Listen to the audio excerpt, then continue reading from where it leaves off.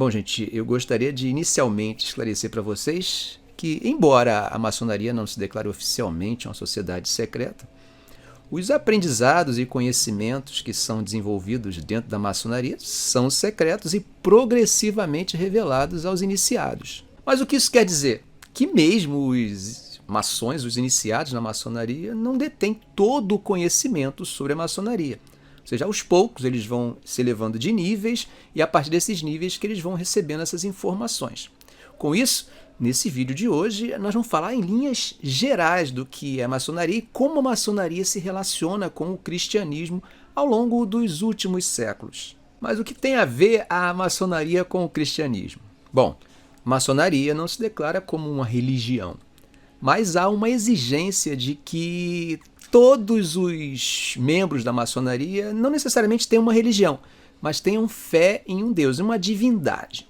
Então isso quer dizer que na maçonaria todos acreditam na existência de uma divindade superior, que eles chamam genericamente de o grande arquiteto do universo, ou simplesmente Gadu. Então o cristão pode ser maçom, né? Por que tanto protesto quando algum cristão é identificado como maçom? Bom, primeiro temos que dividir os cristãos em duas vertentes minimamente, tá? Isso para facilitar a nossa discussão. E aí vamos dividir entre católicos e evangélicos, ou protestantes. E aqui é uma observação muito interessante. Principalmente em relação aos protestantes e evangélicos, é complicado tratá-los como um bloco porque eles são extremamente diversos, tá?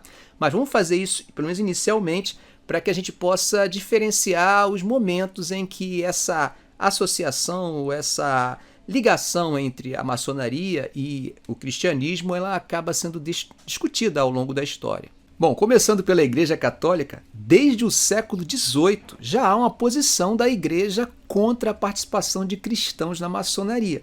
Em 1738, o Papa Clemente XII se manifestou claramente num documento nessa posição de que cristãos não deveriam ser maçons. Na nossa história, na história do Brasil, ficou famosa a chamada questão religiosa.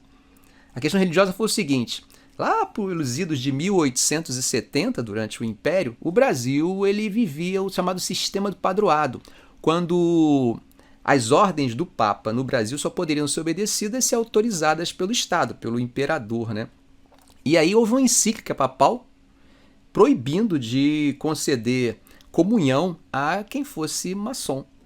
E aí 2 bispos católicos ultramontanos acabam se negando a conceder comunhão e eles são presos. Ou seja, a igreja tinha uma posição também no século XIX, isso para o mundo inteiro, em relação à maçonaria.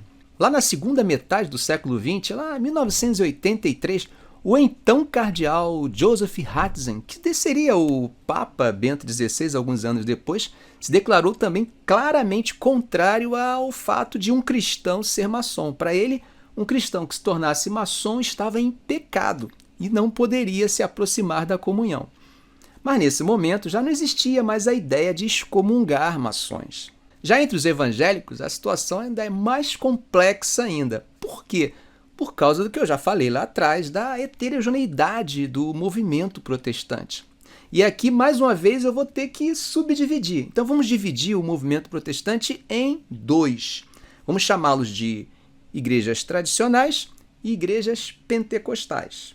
E aí, na nossa história, os tradicionais chegaram primeiro. Eles chegam lá no século XVI, já tem a presença de protestantes aqui, dessa linha mais tradicional. Aos poucos, esses protestantes que viviam certa dificuldade, porque eles tinham pouca liberdade numa colônia que era cristã, mas católica, eles acabam sendo abraçados pelos maçons. E aos poucos você vai ter exemplos tanto de fiéis quanto até mesmo de líderes, de pastores que faziam parte, eram associados a lojas maçônicas. Mas a situação não foi tão harmônica assim como pode parecer, né?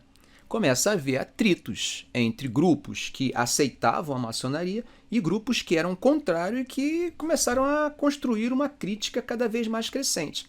Dessas desavenças, inclusive, houve uma divisão na Igreja Presbiteriana do Brasil, que acabou dando origem à Igreja Presbiteriana Independente. Bom, mas tudo que eu falei até agora, você sabe que está relacionado às igrejas tradicionais.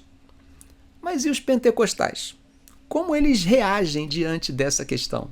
Bom, entre 1910 e 1911, surgem no Brasil as duas primeiras igrejas pentecostais. Na ordem, foi primeiro a Igreja Congregação Cristã do Brasil e logo um ano depois a chamada Assembleia de Deus. Nesse segmento, a aversão à maçonaria herdou em grande parte as ideias do catolicismo, de que os rituais maçônicos estariam ligados ao satanismo. Os símbolos, os segredos, os rituais, o ecumenismo seria incompatível com o cristianismo.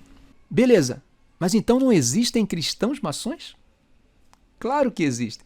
E aí é que a coisa fica interessante, porque aí vai rolando aquela dúvida, aquela desconfiança sobre quem é ou quem não é, quem seria. E aí rola a reunião de indícios, sejam arbitrários ou não, que vão começando a fortalecer a ideia de que determinada pessoa, determinado líder, determinado pastor teria ligações com a maçonaria. E essa situação toda se dá por quê? Porque no imaginário protestante em geral, principalmente no pentecostal, a maçonaria é proibida. Ou seja, um cristão não deve, em hipótese alguma, participar da maçonaria. É por isso que rola essa desconfiança. E quando alguém realmente começa a ter indícios muito fortes, perde o respeito da comunidade. Eu mesmo já vi uma situação muito interessante quando um cantor foi convidado para uma determinada igreja e durante a semana rolou grandes suspeitas sobre a possibilidade de ele ter relações com a maçonaria. O pastor dessa igreja, que o cantor iria visitar, fez quase 1 hora de defesa da boa índole desse pastor, dizendo que ele jamais seria da maçonaria. Ou seja, era importante primeiro, antes dele chegar, convencer a igreja de que ele não teria relações com a maçonaria. Mas aí está um grande problema. Por quê? Quando um pastor ou um líder religioso entra na defesa de alguém que é suspeito de ser maçom, ele mesmo começa a levantar suspeitas sobre a sua potencial participação na maçonaria. Então é muito arriscado defender alguém dizendo que esse alguém não é maçom, porque vai que se descobre mais tarde que realmente ele é. Aí vai se chegar a algumas conclusões, precipitadas ou não, de que aquele pastor que o defendeu sabia, e sabia porque também era maçom. Mas, como disse anteriormente, o meio protestante não é um bloco. E há determinadas denominações que tratam com certo respeito a maçonaria, embora eles advertem os seus membros que não devem participar de nenhuma associação que se contraponha à sua fé cristã. Ficamos por aqui. Se esse vídeo foi útil para você, faça um comentário, dê um like, um valeu. E se ainda não for inscrito, se inscreva no canal e ative o sininho.